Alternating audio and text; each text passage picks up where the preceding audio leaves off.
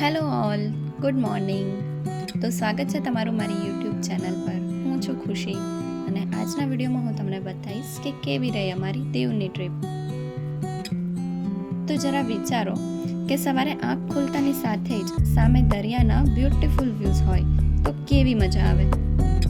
તો આ જ મજા માણવા અમે પણ પહોંચી ગયા હતા દીવ. અને આજે આટલા સુંદર અને બ્યુટીફુલ વ્યૂઝ તમે જોઈ રહ્યા છો ને, એ ક્યાંના છે ખબર છે? દીવના ઘોઘલા બીચના.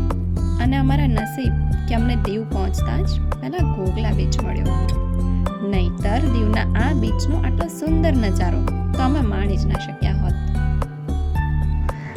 પક્ષીઓનો કલબલાટ, દરિયાના સડસડાટ આવતા મોજા અને ઠંડા પવનની લહેરો જ્યારે અટકીને જાય ને ત્યારે બધું જ ભૂલીને બસ એ દરિયા કિનારે બેસી રહેવાનું જ મન થાય.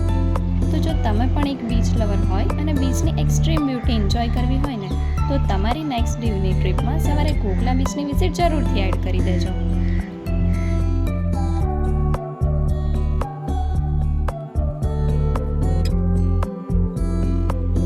અને આ છે મારા માસી અને માસા કે જેમની સાથે હું દીવ આવી હતી.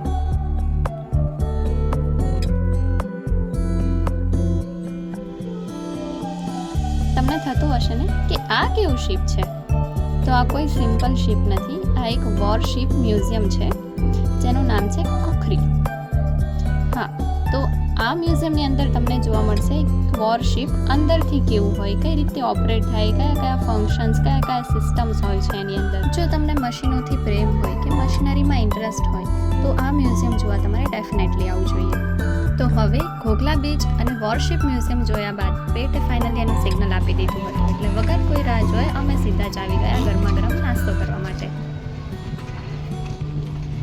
હવે મારો નાસ્તો તૈયાર થાય છે. ગાંઠિયા.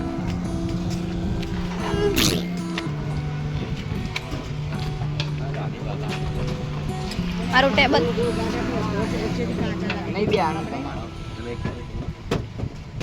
હવે આ યુટ્યુબર ને બેસવા નહીં મળે. કેમ નહીં મળે? હું મારી જગ્યા ગોતી જ લઈશ. નહીં હોય તો હું ઊભી રહીશ. બોલો.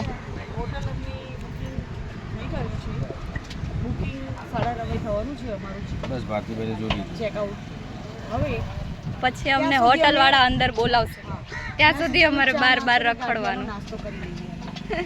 હું કહું, બોલો. कमल का बटन दबाए भाजपा को जीता. ચલ ને હવે જીતી ગયો. રાતની શોધની કરીને આવ્યા છે, આખી રાતની શોધની.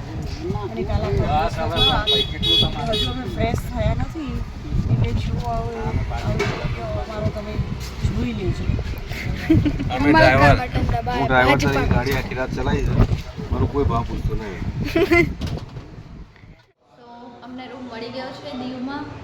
અને બતાવો અમારો રૂમ કેવો છે. બહુ મસ્ત રૂમ છે. જેવો રૂમ આબુમાં મળ્યો તો લાઈક જે ટાઈપની પ્રોપર્ટી આબુમાં મળી હતી મસ્ત એવી જ ટાઈપનો અહીંયા પણ કંઈક ગોતી જ લીધું છે. એવી સ્કિલ સારી છે, સારું સારું ગોતવાની. બતાવો અમારો રૂમ. દેખો, રૂમ નંબર 103. આ છે વીરુ. વીરુ ખાસ અંદર અંદર અંદર અંદર અંદર. તો રૂમમાં મળે છે અમને 5 bed. 1 2 3 4 5 plus dining table, plus fridge AC TV મસ્ત મિરર, फ्रिज હા હા ફ્રીજ હતી, હા एसी હા એસી, બધું બધું. टीवी અને મિરર, સોરી વિન્ડો. બહુ જ મોટો દૂરથી બતાવો. પણ અહીંયા એવો કોઈ વ્યૂ નથી કે આમ પડદો ખોલીને આમ બતાવે just look at the view, એવો વ્યૂ નથી. એકદમ પાછા આવીને દેખાડ પડે.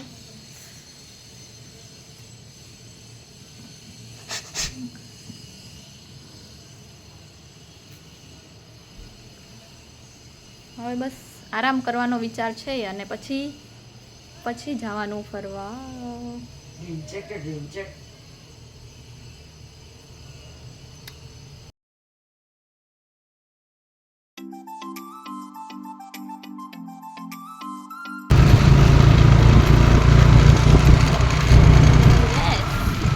તો અમે જઈ છે સ્કૂટી રેન્ટ પર અને હવે બાઇક સ્કૂટી અમે આરામથી 400 થી 600 રૂપિયાની અંદર સ્કૂટી રેન્ટ પર મળી જશે, જે લઈને તમે દીવ એક્સપ્લોર કરવા જઈ શકો છો. બાય ધ વે અમે આવ્યા હતા બાય કાર, બટ મારા માસાની એવી ઈચ્છા હતી કે આપણે સ્કૂટી પર જઈએ ફરવા, તો અમે એટલા માટે સ્કૂટી રેન્ટ કરી હતી. અને સ્કૂટી લેતા પહેલાં એનો વિડીયો જરૂરથી બનાવી લેજો, જેથી કરીને પછી કોઈ પ્રોબ્લેમ્સ ના આવે. તો નાગવા બીચ શોધતા અમે પહોંચી ગયા હતા કુખરી મેમોરિયલ. બેસિકલી અમારો પ્લાન હતો નાગવા બીચ પર નાવા જવાનો, બટ મેપ્સની મહેરબાનીથી અમે પહોંચી ગયા કુખરી મેમોરિયલ. તો કુખરી મેમોરિયલ એ 1971ની જ્યારે ઇન્ડિયા પાકિસ્તાનનું યુદ્ધ થયું હતું ત્યારે જે શિપ એમાં શહીદ થયું હતું એ કુખરી શિપ છે, અને એનું જ એક અહીંયા મેમોરિયલ બનાવવામાં આવ્યું છે. જે બેટલશિપ સવારે જોઈ હતી કુખરી બેટલશિપ, લાઈક એનું જ એક મિની વર્ઝન કરીને અહીંયા બનાવવામાં આવ્યું છે, જે એક ટુરિસ્ટ માટેનું સારું એવું અટ્રેક્શનનું પ્લેસ છે. અને સાથે જ અહીંથી દરિયાના તો એટલા સુંદર અને બ્યુટિફુલ વ્યૂઝ જોવા મળે છે ને કે બસ અહીંયા જ બેસી રહેવું.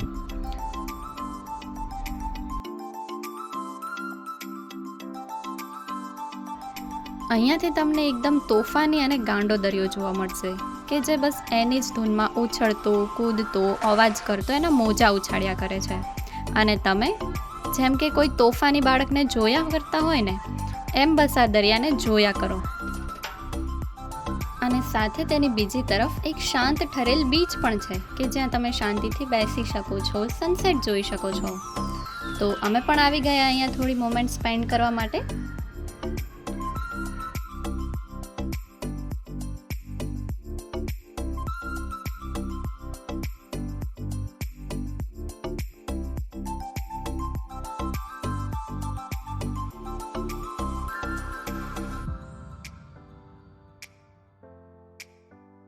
ત્યારબાદ એકદમ સી ટચ રોડની મજા લેતા અને મસ્ત મજાના વ્યૂઝ એન્જોય કરતાં અમે નીકળી ગયા નાગવા બીચ તરફ.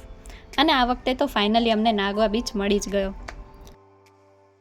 તો આમ તો અમારી બીજી દીવની ટ્રીપ છે. ફર્સ્ટ વાર હું દીવ આવી હતી જ્યારે કોલેજના 3rd યરમાં હતી, એટલે કોલેજ લાઈફની તો આખી વાઇબ જ અલગ હોય. બટ આ ટાઈમ બી જ્યારે હું નાગવા બીચ આવી ને ત્યારે અહીંયાનું લોકેશન, અહીંયાનું વાઇબ્સ, એ બધી વસ્તુઓ જોઈને મને એવું જ લાગે છે કે આ મિની ગોવા જ છે. અને યસ, ગુજરાતીઓ માટે તો આ જ ગોવા છે. તો સવારથી નાગવા બીચ શોધતા બીજા લોકેશન પર પહોંચ્યા બાદ ફાઇનલી અમે નાગવા બીચ પહોંચી તો ગયા, પણ અહીંયા આવીને ખબર પડી કે ચોમાસાની ઋતુ ચાલુ થઈ જવાના કારણથી નાવા જવાની પરમિશન તો નથી આપતા. એટલે દરિયા કિનારે નાવાનો અમારો પ્લાન તો ફ્લોપ થઈ ગયો. એટલે હવે અહીંયા બેસીને દરિયાના વ્યૂઝ જોયા સિવાય અમારી પાસે કોઈ બીજો ઓપ્શન નથી. તો તમને એક ફ્રીની ટીપ આપું છું કે તમારે જો દરિયા કિનારે નાવા આવવું હોય ને તો જૂન મહિના પહેલાં આવજો, કારણ કે જૂનથી ચોમાસાની ઋતુ સ્ટાર્ટ થઈ જવાના કારણથી કોઈ પણ દરિયા કિનારે તમને નાવા જવાની પરમિશન નહીં મળે. Yay! We are ready and now we are going to explore Diu markets. Nagoa beach ને બધી 1-2 એવા બીચ ને બધું જોઈને આવી ગયા હતા. પછી આવીને નાયા, તૈયાર થયા અને હવે ફરીથી જઈએ છીએ બહાર ફરવા. ઘૂમના ફિરના નહીં રૂકના चाहिए, બાકી સબ તો હોતા रहेगा. कुछ ज़्यादा ही ओवर एक्टिंग हो गई. 50 रुपये मत काटना ओवर एक्टिंग पे.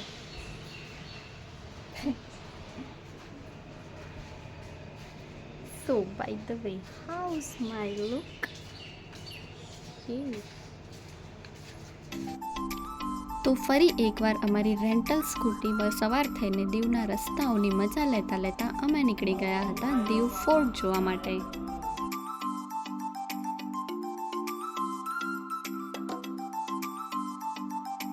और अब हम દીવ फोर्ट देखने के लिए आगे की तरफ बढ़ते हुए खिचुक वाव. અને દરિયાના વ્યૂઝ તો જુઓ તમે, એ વાત તો માનવી જ પડશે કે દીવમાં કોઈ પણ બીચ પર જતા રહો કે કોઈ પણ લોકેશન પર જતા રહો, બધી જ જગ્યાએથી તમને દરિયાના તો એકદમ સુપર વ્યૂઝ જોવા જ મળવાના છે.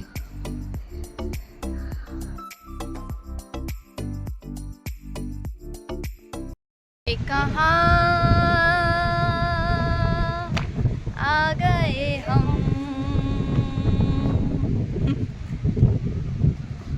यूं ही साथ साथ ચલતે.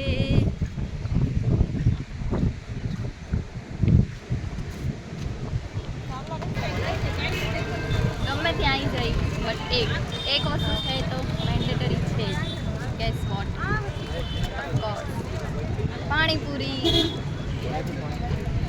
હવે એમ લોકો આવ્યા છે પાણીપુરી ખાવા. દીવની પાણીપુરી કેવી હોય છે ટેસ્ટ કરવા. પાણીપુરી ખાવાની તો જરૂરી. ગમે ત્યાં પાણીપુરી ગમે ત્યાં જઈએ પાણીપુરી તો ખાવાની ટેસ્ટ કરવાની ક્યાં કેવી પાણીપુરી મળે. ફરી અને અહીંયા પાણીપુરીવાળા ભૈયા પાણીપુરી બનાવે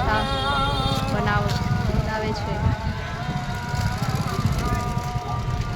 અને અમે રાહ જોઈએ છીએ અમારો વારો ક્યારે આવશે.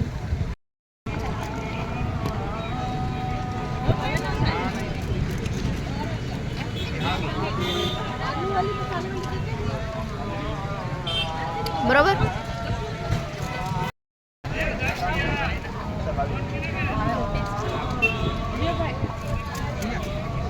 કેવી લાગી પાણીપુરી?